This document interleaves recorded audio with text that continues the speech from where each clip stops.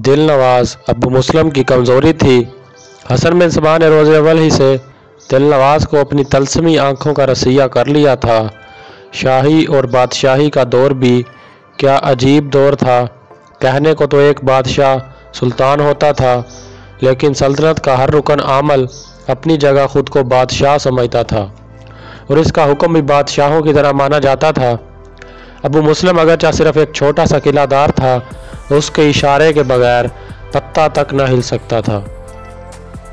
जंग के ज़माना में तो कभी कभी किलों पर मुसीबत आ जाती, लेकिन ज़माना अमन में यहाँ ऐशो इशरत की महफिलें जमती। अबू मुस्लिम की पूरी महफिल में हुस्न शबाब बिखरा हुआ नज़र आता, और फिर जब दौरे शराब चलता तो फिर इस हगाम में सब ही नंगे नज़र आते।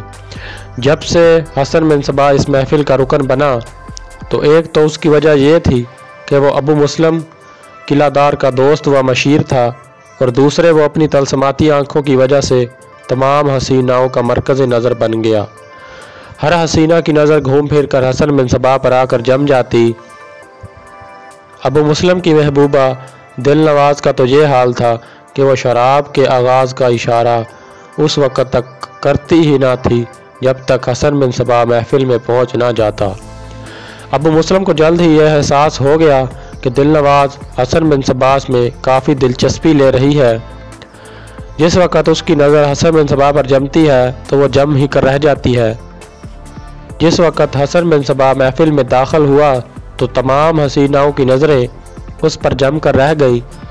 इस वक़्त अबू मुस्लिम की नज़र दिल नवाज पर पड़ी तो वो ये देख कर हैरान रह गया कि दिल नवाज हसन बिन सबा को इस कदर दिल गुरेदगी के अंदाज में देख रही है कि उसे दुनिया व माफिया के मुतल्लक ख्याल ही नहीं। ऐन उसी वक़्त हसन बिन सबा ने दिल नवाज के शाना पर हाथ रख दिया। शाना पर हाथ पड़ते ही दिल नवाज उछल पड़ी। फिर दिल नवाज ने पलट कर अबू मुस्लिम को देखा, कुछ घबराई, फिर शर्मिंदा होकर सर झुका लिया। अबू मुस्लिम ने कहा, किसे देखने में इस कदर महफ थी? दिल नवाज इस कदर अचानक सवाल किया कि दिल नवाज शर्म के मारे पसीने पसीने हो गई, और फिर मजबूत लहजे में जवाब दिया, प्यारे अबू मुस्लिम, मैं जब भी आपके मुलाजम हसन बिन सबा को देखती हूँ तो मैं कुदरत के इस फयाजी पर रिशक करने लगती हूँ। बिलाशिबा खुदा ने हसन बिन सबा की आंखों में इस कदर बिला ख़याज़ कशिश पैदा की है कि उस पर पड़ने वाली नज़रें एक अजीब तरह के सहर में उलझ कर रह जाती हैं। अबू मुस्लिम ने कहा, शायद तुम भी इसी सहर में उलझ गई हो। दिल नवाज ने कहा, अबू मुस्लिम, मेरे दिल पर आपका जादू पहले ही चल चुका है, अब इस जादू को कोई काट नहीं सकता। ये और बात है कि मैं तुम्हारे मुलाजम की पुरवकार शख्सियत की कायल हूँ, वो भी इस वजह से कि आप भी उस पर बहुत ज़्यादा तवज्जो देते हो। उस वक़्त तक हसन बिन सबा हसीनाओं के सलामों का जवाब देता और बड़े अदब और सलीके से अपना दामन बचाता अबू मुस्लिम के पास पहुँच चुका था। हसन ने अबू मुस्लिम को सलाम किया तो उसने जवाब में हंसकर कहा, हसन, आने में देर न किया करो, हम तुम्हारी कमी बुरी तरह महसूस करते हैं। हसन बिन सबा ने कहा, जिस किलादार की आगोश में दिल नवाज मौजूद हो उसे दुनिया की किसी चीज़ की कमी महसूस नहीं होनी चाहिए। दिल नवाज इस अजीम तारीफ़ पर बोली, हसन, मेरी इतनी तारीफ़ ना करो कि मैं मगरूर हो जाऊं। हसन बोला, जिस दिल नवाज का कब्ज़ा अबू मुस्लिम के दिल पर हो उसे मगरूर होना ही चाहिए। हसन बिन सबा को अबू मुस्लिम के पास हुए 1 महीना ही हुआ था कि दिल नवाज के अलावा किला की तमाम हसीनाएं उसका दम भरने लगीं। दिल नवाज अगरचे अबू मुस्लिम को अपनी वफादारी का यकीन दिलाया, लेकिन असल बात यह थी कि वह खुद भी हसन बिन सबा की नज़रों की रसिया हो गई।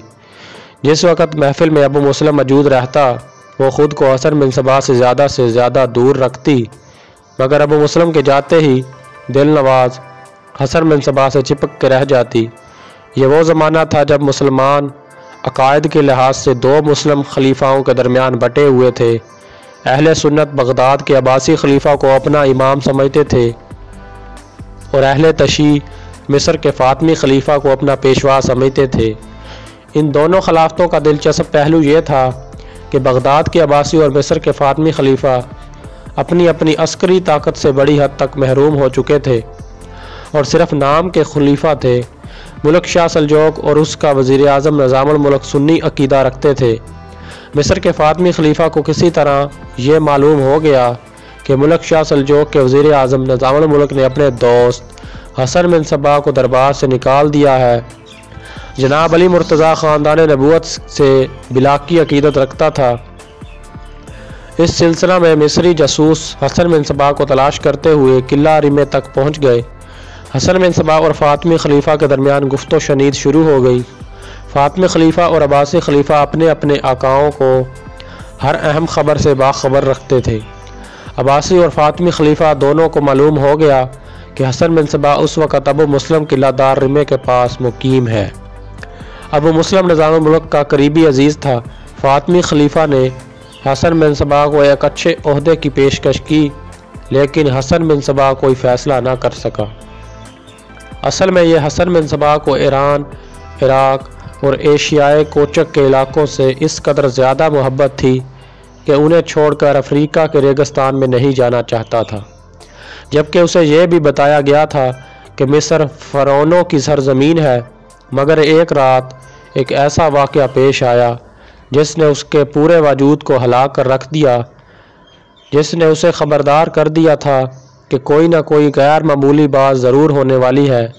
حسن بن صباح نے اس دن ابو مسلم کی نظروں میں بھی ایک مختلف قسم کی چمک دیکھی تھی، بلکہ اسے دل نواز کی نظریں بھی کچھ بدلی بدلی سی نظر آئیں۔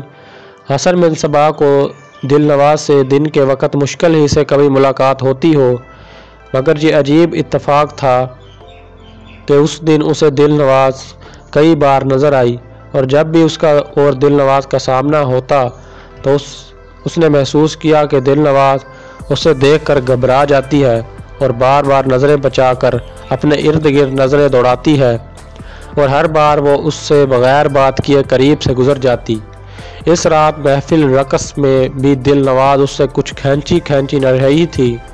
حسن بن صباح نظریں گھما کر دل نواز کی طرف دیکھتا تو دل نواز جان بوجھ کے اس سے نظریں چرا لیتی۔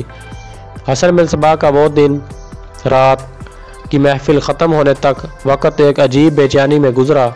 حسن بن صباح اپنے قیام کے معاملہ میں بہت احتیاط برتتا تھا۔ ابو مسلم نے اس کی خدمت پر 3 غلام مقرر کیے تھے۔ حسن بن صباح اپنے 2 غلاموں کو یہ کہہ کر شام ہی کو چھٹی دے دیا کرتا تھا کہ وہ اپنے بال بچوں میں جا کر آرام کرے۔ حسن بن صباح اپنے باقی 1 غلام پر بھی اعتبار نہ کرتا تھا۔ حسن بن صباح اپنے غلاموں کو احسانوں تلے اس قدر دبا لیا تھا کہ اگر حسن بن صباح اسے حکم دیتا کہ اپنے آقا ابو مسلم کو قتل کر دے تو یقین تھا کہ وہ غلام اس کے اس حکم سے بھی انکار نہ کرتے۔ ابو مسلم نے اس رات نہ جانے کیوں جلدی اپنی محفل برخاست کر دی۔ حسن کی رہائش قلعہ کی دوسری منزل اوپر آنے والے زینے کے بالکل سامنے والے کمرے میں تھی۔ زینہ کے سامنے کا کمرہ اس نے خود پسند کیا تھا۔ حسن بن صباح کا تیسرا غلام جو رات کو اس کا محافظ بھی ہوتا تھا، زینہ کے اختتام پر برابر کے ایک چھوٹے کمرے میں رہتا تھا۔ حسن بن صباح نے اپنے غلام کو کہا کہ اگر زینہ کا دروازہ اس وقت تک نہ کھولے جب تک حسن بن صباح اسے اجازت نہ دے۔ حسن بن صباح شراب پینے میں بھی احتیاط برتتا۔ وہ بہت کم شراب پیتا اور پیٹ کو خالی رکھتا، لیکن اس شب اسے بالکل بھوک نہ تھی۔ محفل سے واپس آنے پر حسن بن صباح کی طبیعت کچھ زیادہ ہی لسک مند تھی۔ حسن نے کہا اپنے غلام کو زینہ کا دروازہ بند کر کے آرام کرو اور کوشش کرو کہ میں بے آرام نہ ہونے پاؤں۔ غلام اس وقت تک حسن بن صباح کو دیکھتا رہا جب تک اس نے اپنے کمرے میں داخل ہونے کے بعد دروازہ اندر سے بند نہ کر لیا ہو۔ پھر غلام زینہ بند کر کے اپنی کوٹھڑی میں پہنچا، مگر ابھی پہنچا ہی تھا کہ دروازہ ہر پر دستک ہوئی، مگر غور نہیں کی۔ فوراً دوبارہ دستک ہوئی، پھر تیسری بار دستک کے ساتھ ہلکی سی آواز آئی۔ دستک کی آواز کا خطرہ محسوس کرتے ہوئے اس نے فوراً خنجر کمر میں لگایا اور نیزہ سنبھال کے زینہ کے دروازے پر پہنچا۔ غلام نے دریافت کیا زینہ پر کون ہے؟ گھبرائی ہوئی آواز میں جواب آیا، دروازہ جلدی کھولو، میں ہوں۔ غلام نے کہا اپنا نام بتاؤ۔ جواب آیا، میں دل نواز ہوں۔ مراد گھبرا کر دروازے کی طرف بڑھا۔ اس سرگوشی کے ساتھ ہی حسن بن صباح کی آنکھ کھلی اور اس نے اپنے کمرے کا دروازہ کھولا اور غلام سے پوچھا، کون ہے زینہ پر؟ غلام نے کہا، دل نواز ہے۔ حسن بن صباح نے دروازے کے قریب جا کر پوچھا، کیا تم واقعی دل نواز ہو؟ جواب آیا، ہاں میں دل نواز ہوں۔ حسن نے کہا، غلام دروازہ کھولو۔ دروازہ کھلتے ہی دل نواز اوپر آ گئی اور دوڑ کے حسن بن صباح کے گلے لگ گئی اور بولی، شکر ہے میں وقت پر پہنچ گئی۔ حسن بن صباح نے اسے الگ کرتے ہوئے کہا، کیا خطرہ لگ گیا ہے میری جان کو؟ حسن بن صباح یہ کہتے ہوئے دل نواز کا ہاتھ پکڑا اور اس نے اپنے کمرے کی طرف لے گیا۔ اپنے کمرے میں پہنچ کے حسن بن صباح نے دل نواز کو اپنی مظاہری پر مسکراتے ہوئے بٹھایا اور کہا، دل نواز تم آج پہلی بار میری مہمان ہوئی ہو، بتاؤ میں کیا تمہاری خاطر کروں؟ حسن بن صباح، تمہیں احساس ہو یا نہ ہو مگر میں تمہیں خطرے سے آگاہ کرتی ہوں، ابو مسلم کو تمہارے قتل کا حکم ملا ہے۔ حسن بن صباح نے کہا، ایسی خشک باتیں نہ کرو، رات اپنی زلفیں پھیلا رہی ہے، چاند بادل کی اوٹ میں چھپنے کے لیے بے چین ہے اور تم یہ ناگوار لفظ کو اپنے خوبصورت ہونٹوں میں ادا کر رہی ہو۔ اس کے ساتھ ہی حسن بن صباح نے ہاتھ بڑھا کر الماری سے ساغر کھینچا اور میناب کی صراحی اٹھا کر سامنے گنگا جمنی اسٹول پر رکھ دیا اور کہا، ہم جوانی کے ان کھلونوں سے کچھ دیر شغل کریں گے، پھر بعد میں تحریکی گفتگو کر کے۔ دل نواز اس کی گفتگو کی اطاعت اور چمکتی آنکھوں سے پھوٹی ہوئی طلسماتی کرنوں میں کچھ ایسی ڈوبی کہ اس کی آنکھیں بند ہونے لگیں۔ اس نے جس دن سے حسن بن صباح کو دیکھا تھا اسی وقت سے وہ اس کی آغوش میں سمٹنے کی خواہش مند تھی۔